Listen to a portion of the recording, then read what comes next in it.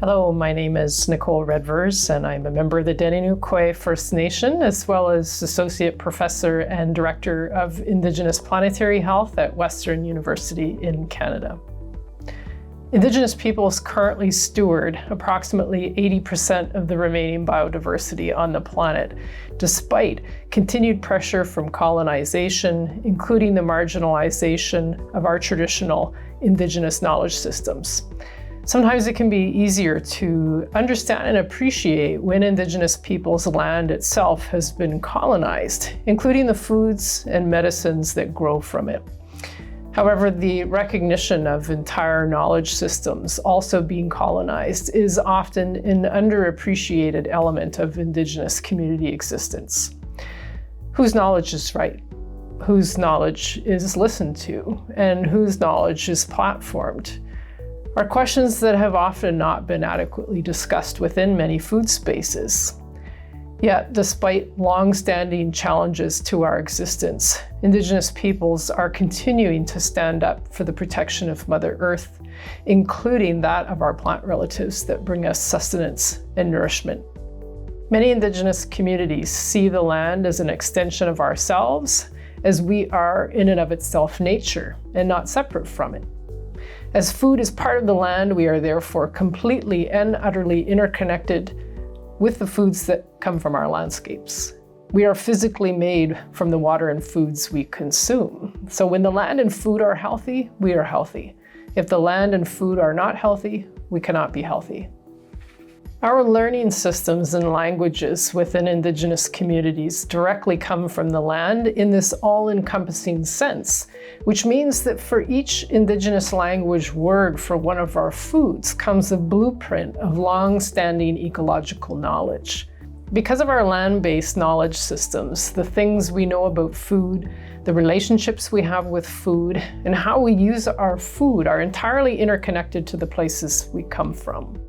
Indigenous peoples' epistemology, or our way of knowing, is intricately connected with the land and all natural elements.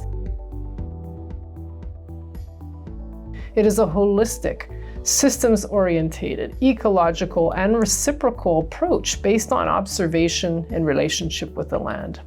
In Western scientific epistemology, the overarching paradigm uses the scientific method to theorize, hypothesize, measure, and describe phenomena to understand the world, often with the implicit interest to influence, control, and modify these phenomena for human benefit.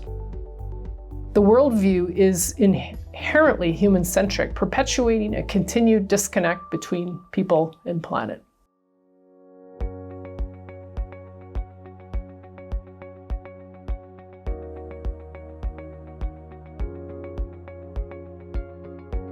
It is known within biodiversity research that a diversity of plant and animal species in a landscape improves resilience of an ecosystem.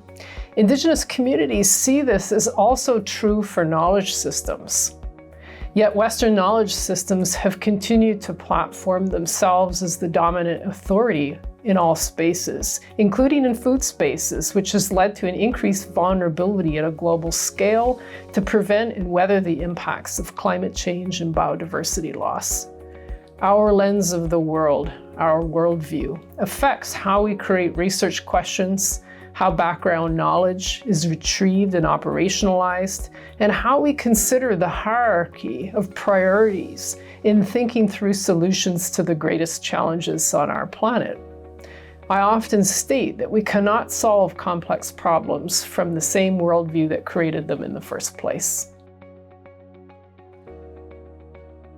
So before we can equitably address real issues related to food equity, biodiversity loss, and climate change, we must understand how ways of knowing and ways of being in the world, but also ways of carrying out inquiry, are steeped in considerations of social justice and the mere democracy of knowledge. The concept of epistemological pluralism recognizes that in any given research or practice context, there may be several valuable ways of knowing, and accommodating this plurality or this diversity can lead to more successful integrative study and practice.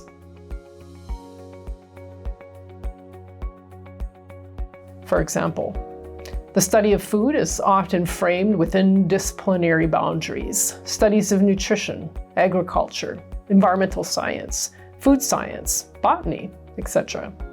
These disciplines are most commonly framed within a Western scientific paradigm.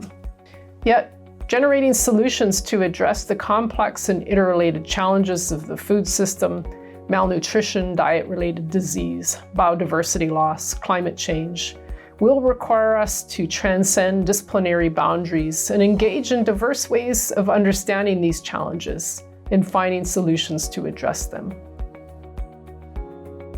Mi'kmaq elders Albert and Merdina Marshall were alluding to aspects of epistemological pluralism when they coined the term two-eyed seeing. Two-eyed seeing is to see from one eye with the strengths of Indigenous knowledge and ways of knowing, and from the other eye with the strengths of Western knowledge and ways of knowing, and to use both these eyes together for the benefit of all. Two-eyed seeing looks at multiple perspectives as being a gift to the world. There's been a positive trend as the climate and biodiversity crisis escalate in wanting to learn from and amplify Indigenous knowledges. However, with increasing appreciation and calls for Indigenous knowledges, it's important to not forget that knowledge does not come without the people themselves. It's not enough to just include Indigenous peoples in food spaces.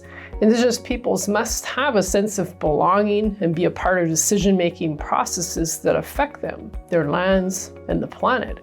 With their deep knowledge honored and respected as part of all food-related work, Indigenous peoples are not in need of westernized science to legitimize our knowledge systems.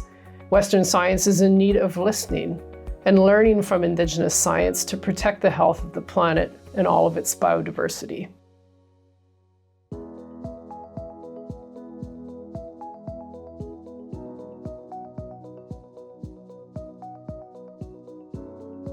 With a long history of Indigenous rights violations, including extraction of knowledge and practice by researchers and others without appropriate intellectual property rights, benefit sharing agreements, or cultural safety in place for Indigenous peoples, there are continued risks of exploitation and neocolonialism. The successful application of two-eyed seeing requires a relational and inclusive approach. Cultural safety is an applied equity concept that steers the focus from cultural othering or giving the false notion of ever being able to be competent in another person's culture to the clear recognition of power and privilege held within Western systems.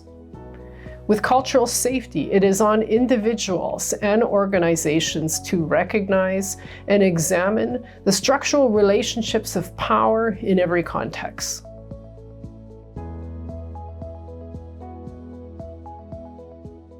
Examining one's own positionality in the context of both knowledge and practice is critical. It's important to ask yourself and deeply reflect on some of the following questions. How do your identities shape the way you see the world? Where does your knowledge come from? How does your background influence how you apply knowledge in the world? In every research and practice context you are in, ask yourself, whose perspective or position is being centered here? Who is ultimately benefiting, and in what way? Furthermore, who is actually defining what benefit means in each context? Cultural safety principles and understandings and practice around positionality can be applied with other communities, not just Indigenous communities. Cultural safety and notions of positionality can also apply to transcultural, transdisciplinary, and collaborative work across many scales of influences and geopolitical contexts.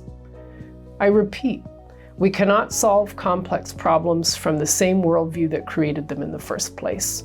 And this speaks to the need for epistemological pluralism, or as Mi'kmaq elder Albert Marshall describes, two-eyed seeing. The planet will benefit when the Western scientific paradigm openly and actively respects other knowledge systems, and when government policies and laws reflect an Earth-centered worldview. In the complexity of the current issues we face, and where our food systems will play a key role, embracing diversity in all forms will get us closer to a well and just planet for all. Masicho, thank you.